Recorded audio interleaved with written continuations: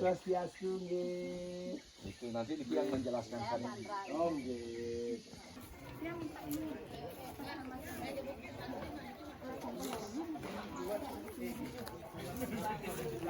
Ini adalah Balai Pasraman dan di paling utara adalah Balai Daje. Nah, di sini kita akan belajar tentang proses mengolah daun ental menjadi lontar.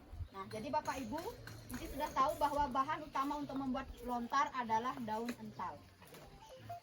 Di sini saya memperlihatkan setengah prosesnya. Jadi setengah prosesnya lagi itu sebenarnya ada di dapur. Cuman saat ini kami sudah selesai memproduksi di bagian perebusan dan perendaman. Nah, daun ental yang digunakan untuk menjadi rontal yang siap ditulis adalah daun ental yang memiliki kemiringan 30 sampai 45 derajat, di mana yang bisa digunakan itu yang tidak terlalu tua dan tidak terlalu muda. Nah, saat ini mungkin Bapak Ibu bertanya di benaknya di mana pohon lontar di Dukuh Penaban. Nah, jadi Bapak Ibu mohon maaf sekali untuk di desa adat kami masih untuk daun ental kami masih mensuplai di daerah lain karena tempat ini tidak cocok untuk menanam pohon ental yang digunakan untuk rontal, di mana pohon tersebut harus yang ditanam di daerah kering dan bebatuan karena kualitasnya sangat mempengaruhi. Nah, setelah daun ini dipetik, kemudian daun ini dijemur sampai berwarna coklat, lalu selanjutnya akan dipotong dan disesuaikan ukurannya seperti ini. Jadi untuk normal membuat lontar itu biasanya mulai dari 20 sampai 60 cm, tergantung juga dari lebar daunnya. Nah, setelah itu proses selanjutnya adalah daun ental ini direndam kurang lebih 3 minggu sebagai proses agar daunnya itu tetap bersih. Jadi proses perendaman dapat dikatakan selesai apabila air dari rendaman daun ental tersebut sudah tidak berbau busuk dan tidak berwarna keruh lagi, baru prosesnya dapat dikatakan selesai. Jadi kurang lebih 3 minggu. Setelah itu daun diistirahatkan sebentar, kemudian daun tersebut akan direbus. Direbus kurang lebih 8 jam dengan beberapa rempah-rempah alami seperti kita kenal dengan isin rong atau isin ceraken, di mana ada kapulaga, jebu garum, pala, garam dan kulit-kulit kayu yang bersifat asam. Jadi itu difungsikan sebagai pengawet alami agar daun ental itu tidak dimakan rayap. Nah, prosesnya itu juga apinya harus konsisten, jadi tidak boleh pakai kompor, di mana kami menggunakan tungku dan 8 jam apinya itu harus konsisten. Nah, kemudian setelah airnya menyusut, daun ental itu didiamkan, keesokan harinya baru bisa dicuci bersih, kemudian harus segera dijemur dan harus dipastikan benar-benar kering selama 1 hari tersebut. Nah, tentunya saat ini musim kapat itu sangat bagus untuk kami mengolah daun ental tersebut. Nah, setelah 1 hari itu dipastikan kering, maka daun lontar tersebut akan dijepit di alat khusus ini, namanya pemelabat. Jadi ini adalah versi mininya. Kalau di pengrajin kami dia mempunyai lebih besar, jadi kurang lebih 1000 pieces itu bisa masuk. Nah, ini dijepit kurang lebih 6 bulan. Jadi semakin lama proses penjepitan itu kualitas lontarnya akan semakin bagus.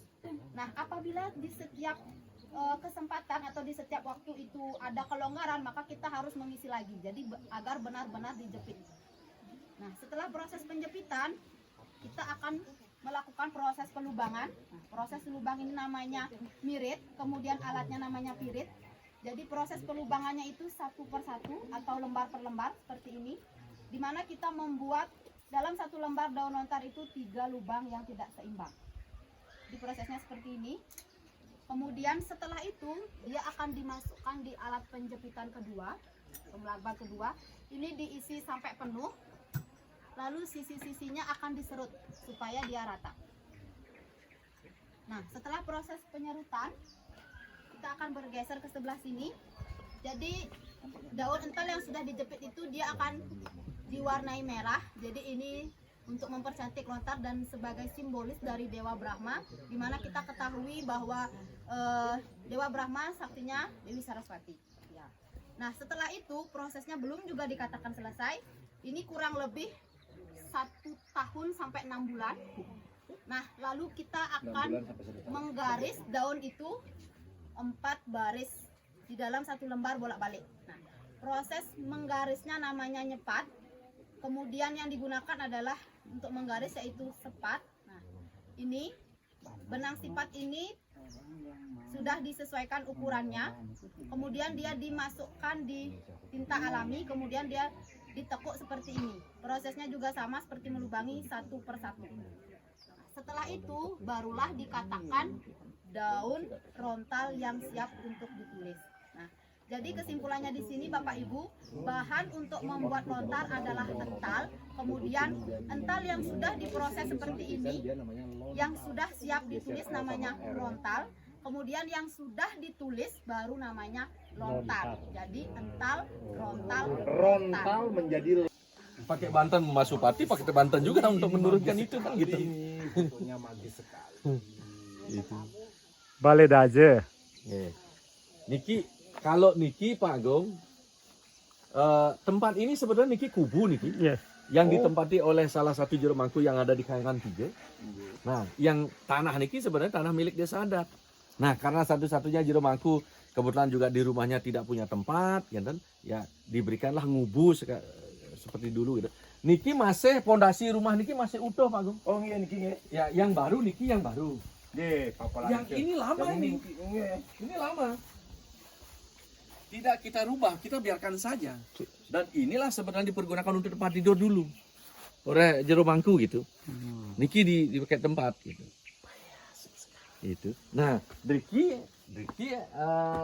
memang Di selatan memang keluargaan. memang enggak dulu bukan Bukan. dulu keluargaan, Iya. tapi bentuknya ngandang begini dia.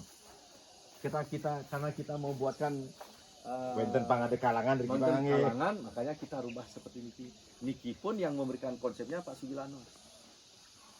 Ikanin Pak Sugilanos. Ya, Nah, kan? memang ini beliau. Nah, Niko kan Tahu memang maestronya kan gitu ya. Maestrunya Nah, arsitek Bali. setelah begitu, kalau bicara arsitek, sebetulnya Niko Pak Ketut Artane.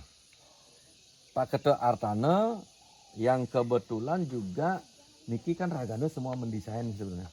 Kita rencana mau ya kita Tiang bilang sih kalau desa bilang tidak punya uang, rasanya tidak mungkin. Betul. Punya, tapi kan masih ada kita pergunakan untuk membangun yang lain. Iya. Setelah Tiang bisa diskusi dengan jero bendesa dengan beliau bilang tidak usah dipikirkan. Semua saya ngatur ngayah ikut. Krunya mereka diajaklah di sini ngatur ngayah untuk mendesain Niki gitu. Sehingga muncullah seperti yang ada di dalam gambar Niki nanti gitu. Nah itu. Nah, Itu sedurungnya Nggih. memang rumah aslinya tapi tidak terawat kan gitu tidak Pak. terawat. Cantik sekali sekarang ini. Tidak terawat. Ampun Ibu, niki dadosnya angin keluarga deket ya. Nggih. Nggih. Jadi setiap ada tamu memang tidak lip sync aja, maksudnya tidak lipstick aja. Oh, memang iya. memang beneran. Memang beneran ya. perannya memang kita pergunakan untuk dapur. Niki sementara tidak kita pergunakan untuk mengolah. Nah, ini kan ya? Nanti coba tanya kan ya. Welcome drinknya disiapkan di mana? Di atas apa di bawah? Oh gitu. Bos, biar satu nih ke Pak nah. Jangan bolak-balik. Ini udah bawa. Ketemu tanaman Banten nih ke. Tanaman Bumi Banten. Bumi Banten. Taman Usada di mana kemarin pada saat pandemi kami tidak tutup, jadi kami tidak dirumahkan, jadi kami tidak menerima tamu, tetapi kami menanam tanaman obat yang memang bisa kita manfaatkan yang berada di Lontar Usada. Jadi ini adalah implementasi dari Lontar Usada, di mana di sebelah sini ada bawang adas, terus kemudian ini ada jahe merah, ada isen, terus kemudian ini bokasi. Jadi beberapa kita tanam di areal ini. Kemudian yang paling atas, ya silahkan boleh dipetik dikit daunnya Pak. Tapi dia agak baunya kayak GPU. Ya, jadi itu bokasi. Bokasi yang udah jadi. Ya. Ini dia. Ya. Namanya bokasi. Nah, kemudian yang di sebelah sini adalah Taman Gumi Banten. Nah, Taman Gumi Banten ini adalah salah satu implementasi dari Lontar Bebantenan, di mana kami menanam tanaman yang memang digunakan untuk upacara, seperti ada nagasari, Nyuh Bojong, Nyuh Rangde, Nyuh Bulan dan masih banyak lagi. Nyuh Bojongnya mana? Ini nyuhnya. Nyuh Bojongnya di sebelah sana, Pak.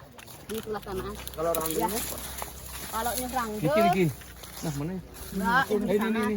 kan gininya Nyuh beda. Udang yang di sana, ya beda. Kalau dia biasanya kalau Nyuh Udang tuh jatuh ininya, apa pelepahnya itu jatuh. Ya, Nah, ini lah Jumrang dulu. yang di sana itu baru Nyuh Udang. Jadi ini ada Nagasari juga, terus kemudian ada Sandat.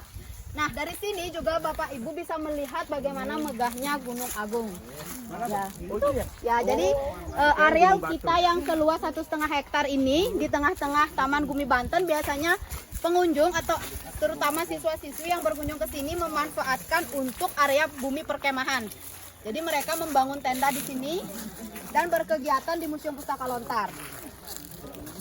Bu, pelan-pelan aja, Bu, jangan ngos-ngosan. Ya, Pak. Ya, pelan-pelan aja.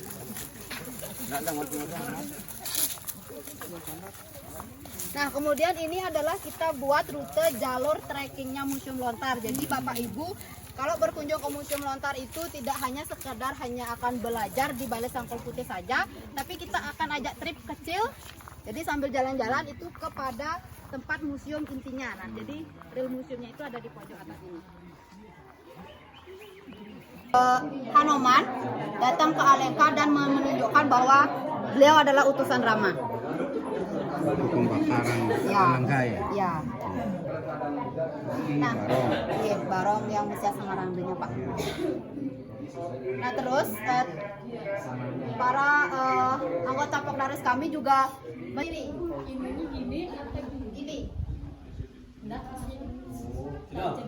Tajamnya dipakai, tajamnya di bawah dia. Sudah? Kalian silakan diurat. Ya, Kak. Gini, Ki. Udah,